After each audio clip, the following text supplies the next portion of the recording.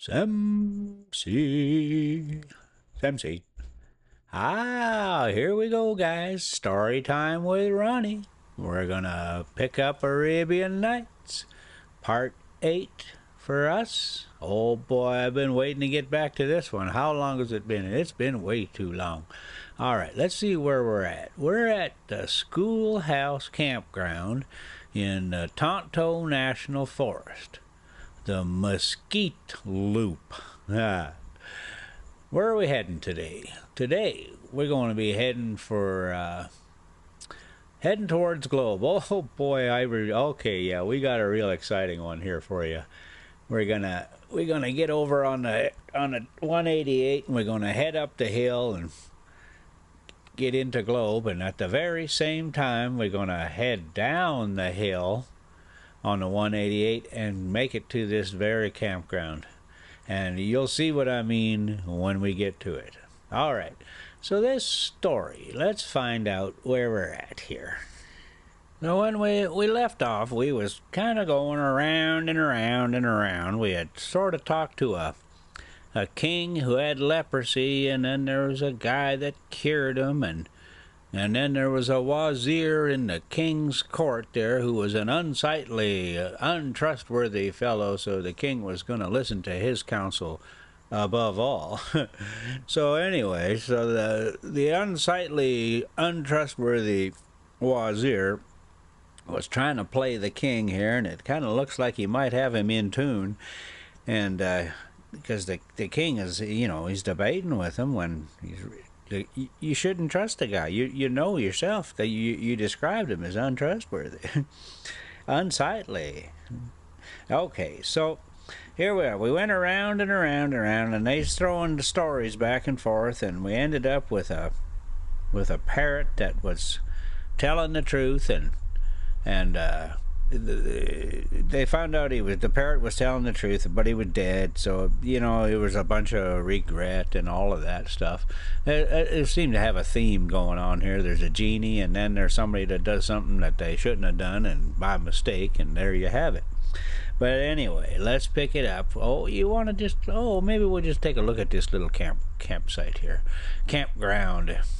This is one of our favorite wintertime campsites because there's no hookups there, so it's not really all that busy. In the winter time down here in the valley area, there's very little choices there's very little choices at any time of the year in Arizona for camping, because in the winter time you've got all the winter visitors that take up all the campgrounds, and in the summertime anything on the valley, around the valley, is so hot you got to go up into the mountains, and guess where everybody went that was too hot?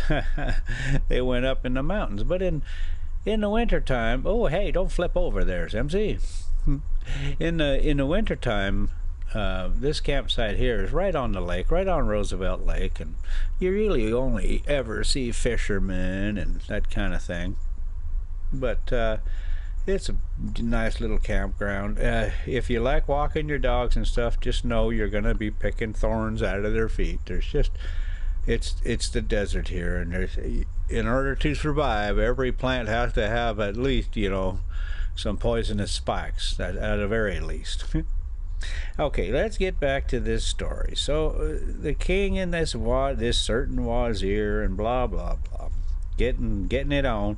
So now the king is asking his minister about this tale of the prince and the ogress. So that's where we're going to pick it up. The tale of the prince and the ogress.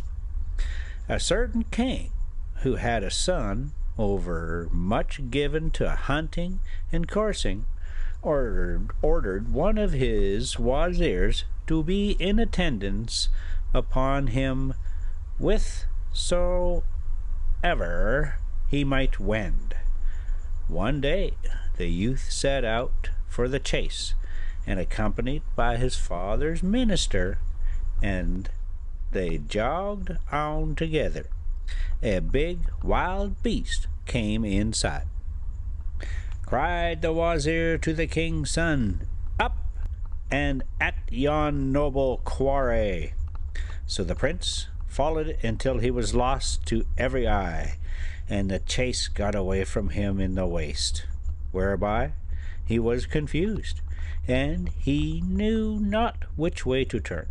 When lo, a damsel appeared ahead, and she was in tears. The king's son asked, "Who art thou?" And she answered, "I am daughter to a king among the kings of Hind, and I was traveling with a caravan in the desert when drowsiness overcame me, and I fell from my beast unwittingly, whereby I am cut off from my people and sore bewildered." Well, that you were awfully tired if you were able to pull that one off, but we'll let you have that, because I ain't buying it. There's a genie coming for sure. The prince, hearing these words, pitied her case, and mounting her on his horse's crupper, traveled until he passed by an old ruin, when the damsel said to him, "O my master, I wish to obey a call of nature." He therefore sat her down at the ruin, where she delayed so long that the king's son thought that she was only wasting time.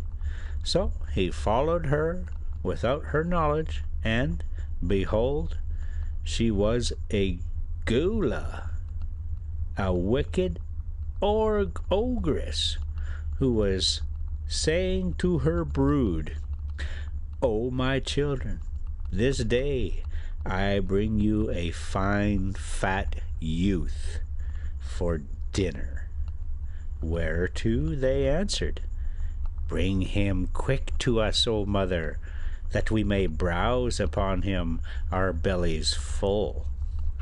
The prince, hearing their talk, made sure of death, and his side muscles quivered in fear for his life. So he turned away and was about to fly. The Gula came out, and seeing him in sore affright, for he was trembling in every limb, cried, "Wherefore art thou afraid?" And he replied, "I have hit upon an enemy whom I greatly fear." Asked the Gula, "Didst thou not say I am a king's son?" And he answered, "Even so." Then quoth she, "Why dost not give thine enemy something of money, and so satisfy him?"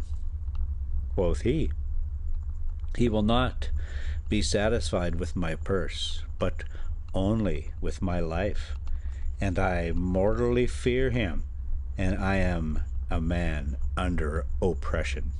She replied, "If thou be so distressed as thou deemest, ask aid against him from Allah, who will surely protect thee from all his ill doing, and from the evil whereof thou art afraid."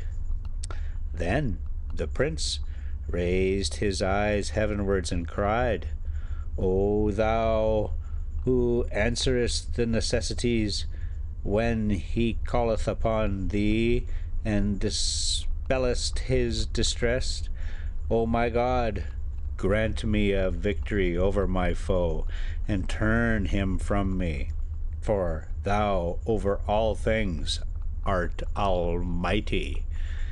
Oh boy, I know something's coming up here.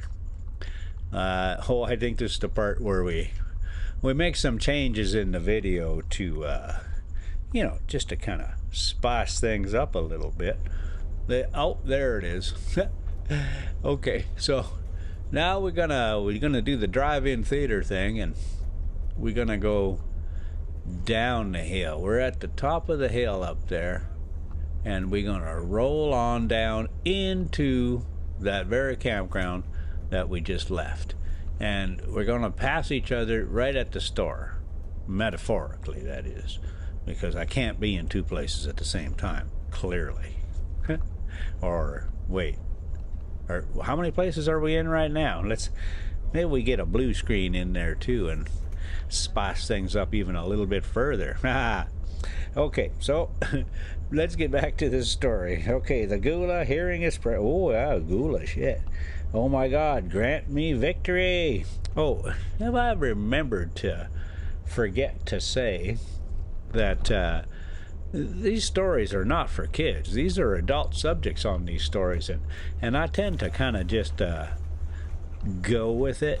So if you're offended, that's awesome, because that means the story is effective at getting emotions up. That's all you have to do, is get somebody to remember your story. So, because otherwise they'll chop your head off, right? Because that's how we started this thing, right? We got Shahrazad is married to the guy who cuts everybody's heads off. So, and somehow we ended up here. We got a Gula now. So, all right, here in the Gula. No. Almighty thou things are all things art almighty. The Gula, hearing his prayer, turned away from him, and the prince returned to his father. And that guy's crafty, and told him the tale of the wazir, whereupon the king summoned the minister to his presence, and there slew him. Thou likewise, O king, if thou continue to trust this leech, thou shalt be made to die the worst of deaths. He verily thou madest much of, and whom thou entreatest as an intimate, will work thy destruction. Seest thou not how he healed the disease from outside thy body by something grasped in thy hand? Be not assured that he will not destroy thee by something held in like manner. Oh boy, that's just it right there. Anybody that can do this can do that. See, I don't trust this guy. Why would he trust this guy? Replied King Yunnan, thou hast spoken sooth, O Wazir. It may well be as thou hintest, O my well-advising minister, and belike this sage hath come as a spy, searching to put me to death. For assuredly, if he cured me by something held in my hand, he can kill me by something given to me to smell. Then asked King Yunnan, O minister, what must be done with him? And the wazir answered, Send after him this very instant, and summon him to thy presence. And when he shall come, strike him across the neck, and thus shalt thou rid thyself of him and his wickedness, and deceive him ere he can deceive thee. Thou hast again spoken sooth, O Wazir, said the king, and sent one to call the sage, who came in joyful mood, for he knew not what had appointed for him the compassionate. As a certain poet saith, by way of illustration. Oh boy.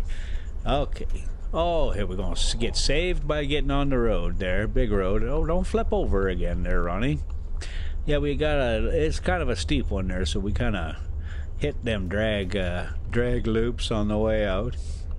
So we just got on the 188, and we heading towards Globe now, up the hill, and the one coming down is still coming down the hill. And actually, we cross paths here pretty quickly at the store there, and yeah, all right. That is a lot going on in that view. You get here at Sempsey, we're giving you two videos for the price of one, and you just can't top that anywhere. All right. So if you can't tell, I'm delaying.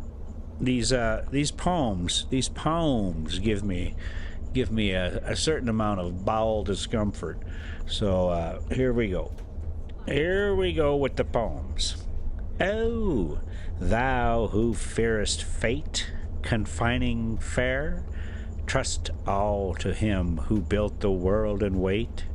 What fate saith be, perforce must be, my lord, and safe art thou from the undecreed of fate. As Dubon, the physician, entered, he addressed the king in these lines. And fail I of my thanks to thee, nor thank thee day by day, for whom composed I prose and verse, for whom may say my say and lay. Oh, by word. Okay, I'm making a mess out of this. Okay, well, let's continue, though, because, oh, my word, there's a whole bunch of it. Oh, my goodness. All right. Endure, my friends, endure. Here we go. Oh, there's a store right there. Yeah. And there's the store right there. Oh, shit. That was me. Did I have a beard? Shit, how old was I? Is this the time traveler? Well, I should have read the time traveler or time machine on this one. We got to get back to that one, too. Okay. Again. Oh, boy, these poems. Okay, here we go. Oh boy. Entered in. Yeah, okay. Thou lavish thy generous gifts ere they were craved by me. Thou lavish thy boons unsought sans pretext or delay. How shall I stint my praise of thee? How shall I cease to laud the grace of thee in secrecy and patent display? Nay, I will thank thy benefits, for I thy favors lie.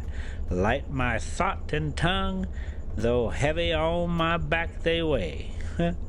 And he said further on the same theme, turn thee from grief, nor care a jot. Commit thy needs to fate and lot. Enjoy the present passing well, and let the past be clean forgot. For whatso haply seemeth worse shall work thy weal as Allah wot. Allah shall do whatever he wills, and in his will oppose him not. And further still, to the all-wise subtle one, trust worldly things, rest thee from all whereto the worldling clings. Learn wisely, well not cometh thy by thy will, but even as willeth Allah, King of Kings. And lastly, gladsome and gay, forgot thine every grief. Full often grief thy wisest hearts outwore. Thought is but folly in the feeble slave. Shun it, and so be saved evermore. Okay, don't know any of that. I'm going to have to see if I can take a learning annex or something. Try to figure out how to read poetry and then how to, interpret it. Next thing you know, there'll be some crazy jazz music, garbage can jazz music, and funny mustaches. No, none of that's going to happen. All right, let's get back to it. Evermore, said the king, for soul return. Knowest thou why I have summoned thee? And the sage replied, Allah most highest alone kenneth hidden things. But the king rejoined, I summoned thee only to take thy life, and utterly to destroy thee. Dubon the wise wondered at this strange address with exceeding wonder, and asked, O king, and wherefore wouldest thou slay me? And what ill have I done thee? And the king answered, Men tell me thou art a spy sent hither with intent to slay me, and lo, I will kill thee ere I be killed by thee. Then he called to his sworder, or let's see, he called to his sworder and said, Strike me off the head of this traitor and deliver us from his evil practices. Quoth the sage, Spare me, and Allah will spare thee. Slay me not, or Allah slay thee. And he repeated to him these very words, Even as I to thee, O Ifrit. See, I'm not even sure who we're talking to anymore. And yet those would not let me go, being bent upon my death. King Yunnan only rejoined, I shall not be safe without slaying thee, for, as thou healest me by something held in my hand, so am I not secure against thy killing me by something given me to smell or otherwise. Said the physician, This then, O king, is thy requital and reward. Thou returnest only evil for good? The king replied, There is no help for it. Die thou must, and without delay. Now the physician was certified that the king would slay him without waiting. He wept and regretted the good he had done to the other than the good. He regretted the good he had done to other than the good. Oh, okay. As one hath said on this subject. Oh boy, oh boy, oh boy. Guess what? More poems. Oh, wit and wisdom is Ma Manua Bear. Oh boy. Whose sire in wisdom all the wits outstrippeth. Man may not trend on mud or dust or day, save by good sense, else trippeth he and slippeth. Good Lord. Hereupon the sworder stepped forward and bound the sage Duban's eyes and bared his blade, saying to the king, By thy leave. While the physician wept and cried, Spare me, and Allah will spare thee. Slay me not, or Allah shall slay thee. And began repeating, I was kind, and escaped not. They were cruel, and escaped. And my kindness only led me to ruination hall. If I live, I'll never be kind. If I die, then I'll be damned. Who follow me, and curses their kindliness befall. In this, continued Duban, the return I meet from thee, thou givest me museums but crocodile boon. Quoth the king, What is the tale of the crocodile? And quoth the physician, Impossible for me to tell it in this my state. Allah upon thee, spare me, and thou hopest Allah shall spare thee. And he wept with exceeding weeping. Then one of the king's favorites stood up and said, O king, grant me the blood of this physician. We have never seen him sin against thee, or doing aught save healing thee from a disease, which baffled every leech and man of science. Said the king, Ye wot not the cause of my putting to death this physician, and this is it. If I spare him, I doom myself to certain death, for one who healed me of such a malady by something held in my hand surely can slay me by something held to my nose, and I fear lest he kill me for a price, since haply he is some spy whose sole purpose in coming hither was to compass my destruction. So there is no help for it, die he must, and then only shall I be sure of my own life. Again cried Duban, spare me, and Allah shall spare thee, and slay me not, or Allah shall slay thee. You know, that's like the fourth time I said it, and I still can't get it right. I'm working on it, though. We're going to get there. But it was in vain. When the physician knew for certain that the king would kill him, he said, O king, if there be no help but I must die, grant me some little delay, that I may go down to my house and release myself from mine obligations, and direct my folk and my neighbors where to bury me, and distribute my books of medicine. Amongst these I have one, the rarest of rarities, which I would present to thee as an offering. Keep it as a treasure in thy treasury. Oh, buddy, that's got poison on it. That's a poison book, man. And what is in the book?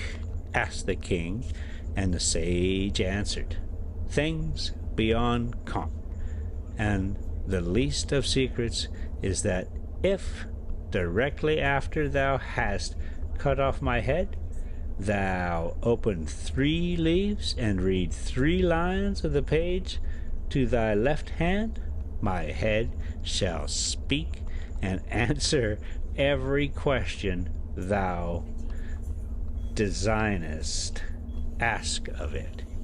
Wow. And you think that's going to keep him from killing you? Oh boy. Let's see where we're at on this story anyway. Or this drive. Oh yeah, so we made it back to the campground. There we are, right in the campground. Just kind of figuring out if we're going to do a pull through and what we're going to do with the Jeep. And oh boy, how exciting. Yeah, we really like this campground because of the dogs, and there's just nobody around usually. And we do the parking lot walk because that's the safest place for the goat heads. Oh yeah, we coming. So on the other view, the one where we're looking at we're in the Jeep. We're closing in on Globe. We're coming down the final hill here, and we'll do just a bit of a lefty here, and then a right, and we'll bounce over some railroad tracks, and I think that's going to be probably it. I think I ditched that drive-in theater thing here pretty quick. Oh, I went and lost my space here now. Where were we? Do you guys remember now? Yes, O king, the king wondered, and what is in the book? There, oh yeah, we're talking about the books. Oh, right. This guy thinks, okay, yeah, he said, you know, if you kill me, and go find my secret book, and then if you do happen to kill me, guess what? If you do this one thing over here, you read these incantation and stuff, my severed head will tell you anything that you ask it, you know? So that's probably a good way to make sure your head gets cut off. But I think he's pretty sure his head's going to get cut off anyway, so he's going to give him this poison book. Okay. The king wondered with exceeding wonder, and shaking with delight at the novelty, said, O physician, canst thou really tell me that when I cut off thy head, it will speak to me? He replied, Yes, O king, quoth the king. This is indeed a strange matter, and forthwith sent him closely guarded to his house. And Douban then and there settled all his obligations. Next day he went up to the king's audience hall, where emirs and wazirs, chamberlains, and nabobs. I'm not sure what a nabob is. Look that one up. Anybody know? Nabob. Nabobs. Nabobs. Grandees and lords of estate were gathered together, making the presence chamber gay as a garden of flower beds. And lo, the physician came up and stood before the king, bearing a worn old volume and a little etu of metal full of powder, like that used for the eyes. Then he sat down and said, "Give me a tray." So they brought him one, and he poured the powder upon it, and leveled it, and lastly spake as follows: "O king, take this book, but do not open it till my head falls. Then set it upon this tray, and bid press it down upon the powder. When forthright the blood will cease flowing, that is the time to open the book." The king thereupon took the book and made a sign to the sorter, who arose and struck off the physician's head, and placing it on the middle of the tray, pressed it down upon the powder. The blood stopped flowing, and the sage Douban unclosed his eyes and said, "Now open the book, O king." The king opened the book and found the leaves stuck together. So he put his finger to his finger to his mouth, and by moistening it he easily turned over the first leaf, and in like way the second and the third, each leaf opening with much trouble. And when he had unstuck 6 leaves, he looked over them, and finding nothing written thereon, said, "O physician, there is no writing here." Douban replied, "Turn over yet more." And then he turned over 3 others in the same way. Now the book was poisoned, and before long the venom penetrated his system, and he fell into strong convulsions. And he cried out, "The poison hath done its work." Whereupon the sage Douban's head began to improvise. "There be rulers who have ruled with a foul, tyrannic sway, but they soon became as though they have never been. Just they had won justice. They oppressed, and were oppressed by fortune, who requited them with ban and bane and teen. So they faded like the morn, and the tongue of things repeats, take this far that, nor vent upon fortune's way thy spleen." No sooner had the head ceased speaking than the king rolled over dead. What? Let's take a look at this story. I know we got to be coming to the end of it here pretty soon. Let's just see where we're at. We still got a little ways to get going here. We can get a little bit more. So the king rolled over dead. Now I would have thee know, O Ifrit, that if King Yunnan had spared the sage Douban, Allah would have spared him, but he refused to do so, and decreed to do him dead. Wherefore Allah slew him, and thou too, O Ifrit, if thou hadst spared me, Allah would have spared thee.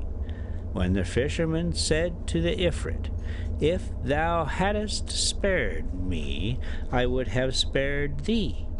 But nothing would satisfy thee save my death. So now I will do thee die by jailing thee in this jar, and I will hurl thee into the sea.